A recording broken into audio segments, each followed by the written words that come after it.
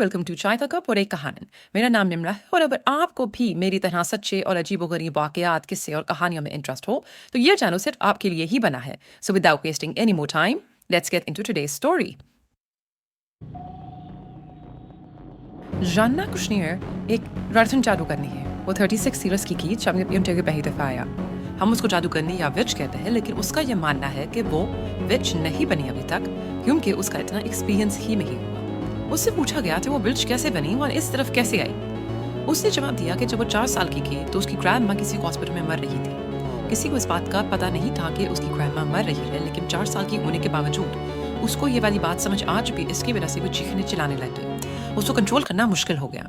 जब वो सारी सुबह उठे तो उनको पता चला कि जिस वक्त जान्ना चीख चिल्ला रही थी और बहुत ज़्यादा रो रही थी, उस वक्त उसकी ग्रैंड मदर मर रही थी। और उस दिन के बाद से ये वाली बात सबको समझ आ चुकी थी कि जान्ना कोई आम इंसान नहीं है, उसका स्पिरिचुअल बीइंग्स के साथ एक अलग कनेक्शन है।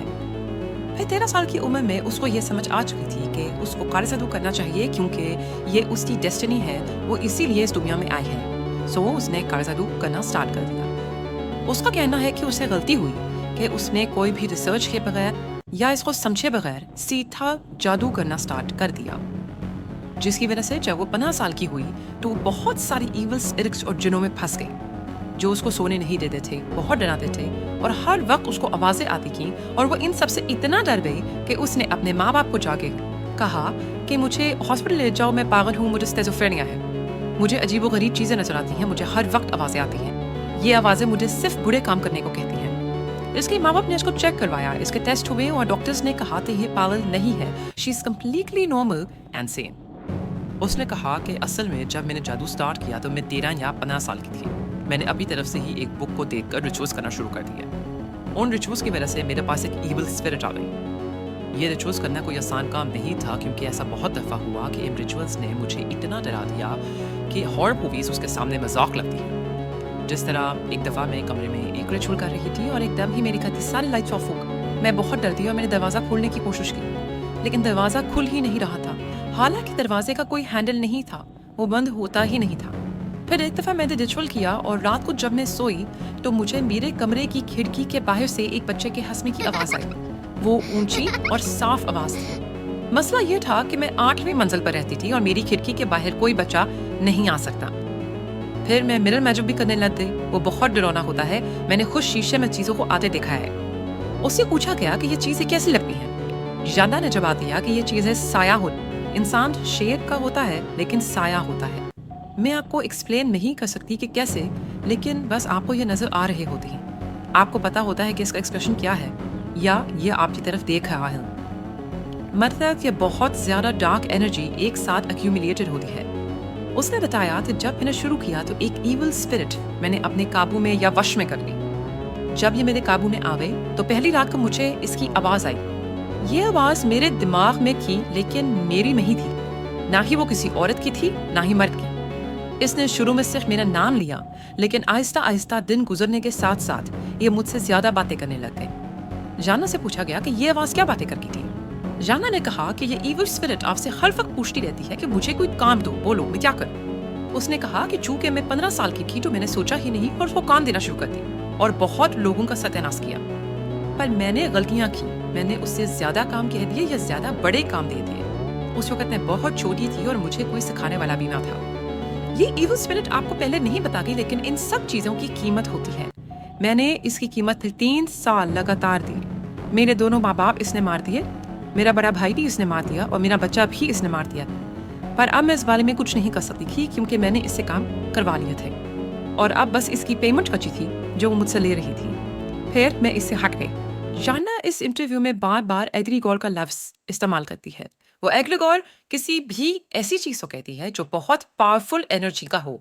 उसका मतलब एग्रीगोर से है वो बीइंग जो बहुत बहुत बहुत ज़्यादा एनर्जी का होता है।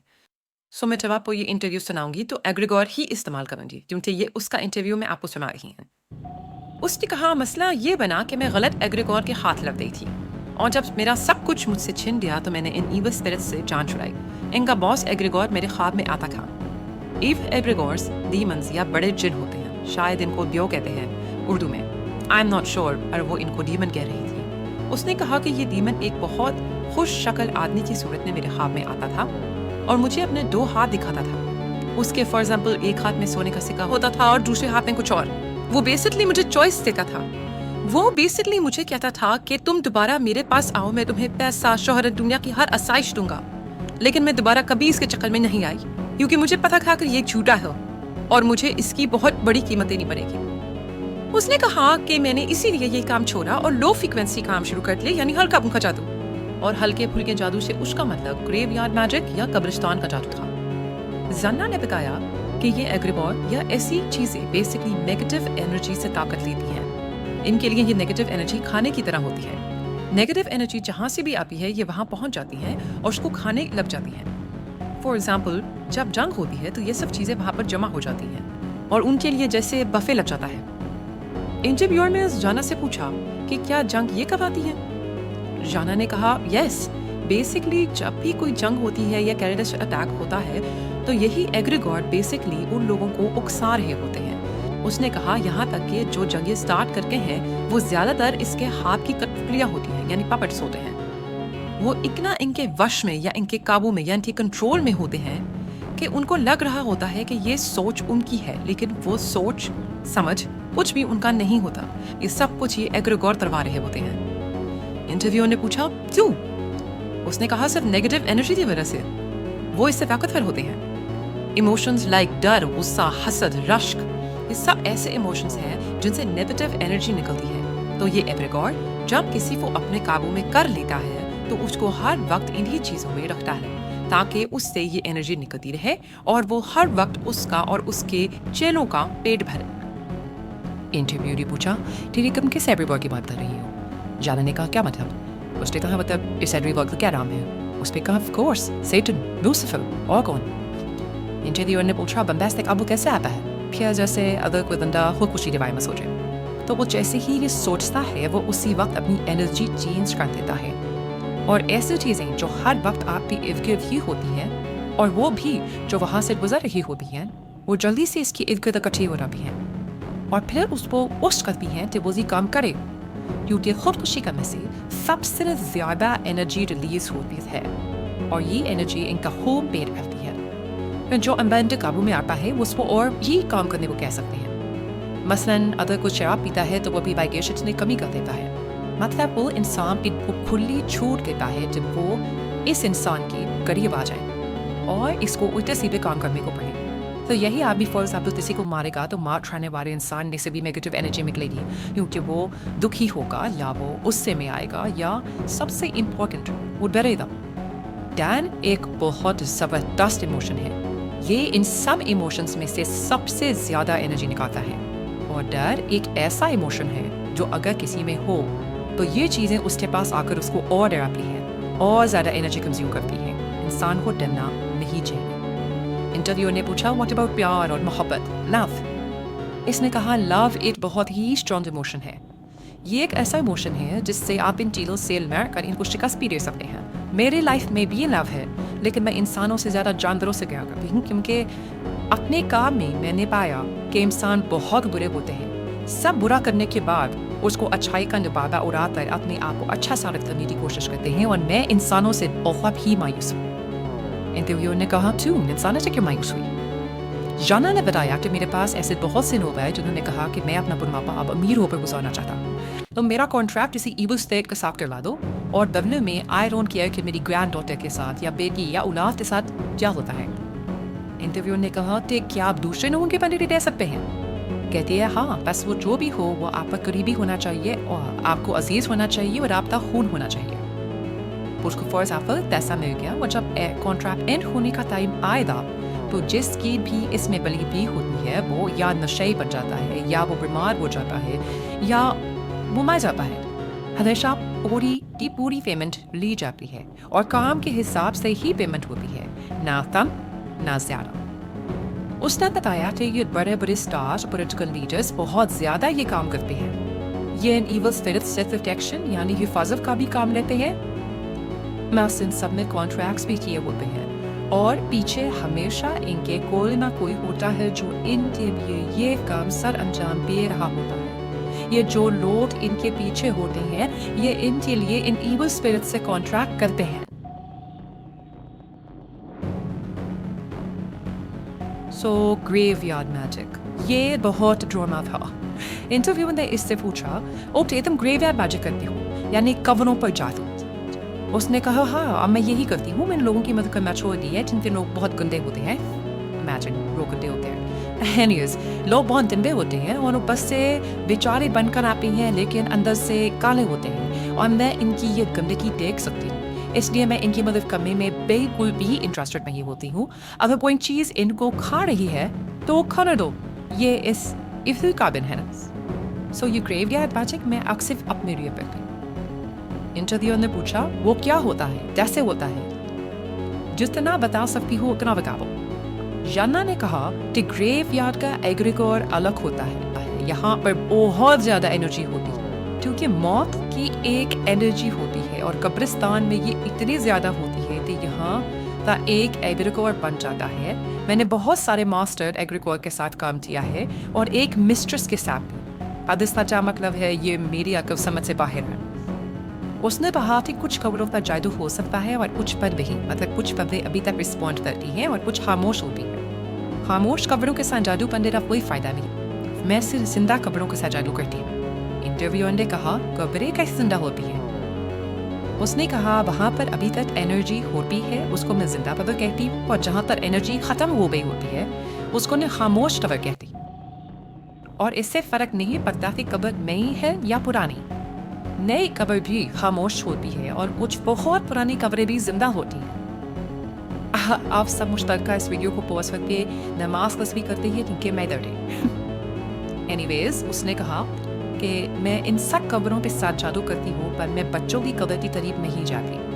انٹرویور نے پوچھا کیوں. اس نے کہا کیونکہ بچے جب مرتے ہیں تو ان کو نہیں پتا ہوتا کہ موت کیا ہے تو ان کی بہت اسٹرانگ انرجی ابھی بھی وہاں پر ہوتی ہے اور دنیا کے سب سے برے جادو اور کرسز جو کہ انسان کو جان سے مار دیں وہ بچوں کی قبروں پر ہی ہوتے ہیں. اگر آپ بچوں کی اس انرجی کو کسی کے ساتھ لگا دیں تو اس سے اس انسان کی جان چھڑوانا ناممکن ہے. بچوں کی انرجی کو زندہ انسان چاہیے ہوتا ہے اور پھر وہ اس کے ساتھ لگ جاتے ہیں. ان کے ساتھ کام کرنا اسی لیے بھی خطرناک ہوتا ہے جن کے وہ جادوگر جو ان کے ساتھ کام کر رہا ہوتا ہے وہ اس کے پیچھے نہیں پڑ سکتے ہیں اور وہ اتنا خطرناک ہوتے ہیں کہ میں ان قبروں سے دور رہتی. اس نے بتایا کہ جب میں کسی قبر پر جادو کرتی ہوں تو ادھر کی ریزیڈیول انرجی کو یا اس بندے کو جس کی یہ قبر ہے اس کی انرجی کو میں اس آدمی کے پیچھے لگا دیتی ہوں اور یہ اب آسیر بن کر اس کے ساتھ جڑ جاتا ہے. پھر یہ آسیب اس زندہ انسان کی انرجی کھاتا ہے یا تبدیل کرتا رہتا ہے. اس سے پوچھا گیا کہ جب تم ایسا کرتی ہو تو کیا ہوتا ہے اس بندے کے ساتھ جس کے ساتھ یہ آسیب جڑ جاتا ہے. رما نے کہا کہ بہت دفعہ تو ایسا بھی ہوتا ہے کہ جس کے ساتھ میں یہ چیز جوڑتی ہوں اس انسان کا ٹیسٹ چینج ہو جاتا ہے. مطلب لائک اگر وہ سگریٹ نہیں پیتا تو وہ سگریٹ پینے لگ جاتا ہے یا اگر اس کو پہلے میٹھا کھانا پسند نہیں تھا تو اس کو میٹھا کھانا اچھا لگنا شروع ہو جاتا ہے. اس کو ہر وقت یہ لگتا رہتا ہے جیسے اس کے پیچھے کوئی ہے اور وہ بار بار مڑ کر بیچتا رہتا ہے. اس کو قبرستان یا سیمیٹری کا خواب آنے لگ جاتا ہے اور وہ چاہے جتنا بھی سو لے اس کو تھکن ہی محسوس ہوتی رہتی ہے جیسے وہ بہت دنوں سے سویا ہی نہیں. اس کو انہیں آخر کھاتا رہتا ہے مطلب اس کی انرجی وہ کھاتا رہتا ہے جب تک وہ بندہ یہ کام نہ کر دے جس کام کے لیے یہ آسیب اس بندے کے ساتھ اٹیچ کیا گیا ہوتا ہے. جاننے کا ٹیما تھا کہ ویسے تو میں ریکمینڈ نہیں کرتی کہ آپ کو بلا وجہ قبرستان جانا چاہیے کیونکہ وہ موت کی دنیا ہے. وہاں پر ڈیتھ کی انرجی ہوتی ہے اور آپ زندہ ہیں اور اگر جائے بھی تو وہاں پر جا کر رونا دھونا نہیں مچانا چاہیے کیونکہ اس سے آپ میں سے نیگیٹو انرجی نکلتی ہے اور وہاں پر اتنی ساری چیزیں ہوتی ہیں کہ عین ممکن ہے کہ کوئی چیز آپ سے اٹیچ ہو کر آپ کے گھر تک پہنچ جائے. اسپیشلی بچوں بھی قبروں کا جا کر رونا دھونا بالکل نہیں کرنا چاہیے. عورتوں کو especially when they are on their monthly cycles وہاں پر نہیں جانا چاہیے جن کی ایسی چیزوں کو خون بہت پسند ہوتا ہے اور وہ جیسے ہی اس کو ڈیٹیکٹ کرتی ہیں وہ ساری چیزیں آپ پر حملہ آور ہو جاتی ہیں. سو یہاں پر بھی ممکن ہے کہ کوئی چیز وہاں سے نکل کر آپ کے پیچھے آپ کے ساتھ آپ کے گھر تک نہ آ جائے. اس نے بتایا کہ اب تو وہ نوگل پر جادو نہیں کرتی لیکن جب وہ جادو کرتی تھی تو اس کو اپنے جادو کے لیے بس صرف اس انسان کی تصویر چاہیے ہوتی تھی اور اس کا نام اور اس کی آواز سننے کے لیے وہ اس کو کال بھی کر دیتی تھی رانگ نمبر بن کر، اور بس اس کی آواز سن کر فون رکھ دیتی تھی اور پھر وہ اپنے دماغ میں کانسنٹریٹ کرتی تھی، وہ اپنے دماغ میں اس آدمی کی پوری پکچر بنا لیتی تھی، اس کی تصویر، اس کے نام اور اس کی آواز سے، اور پھر اس کے لیے بہت آسان ہو جاتا تھا اس آدمی پر جادو کرنا یا اس کے پیچھے جن لگا دینا۔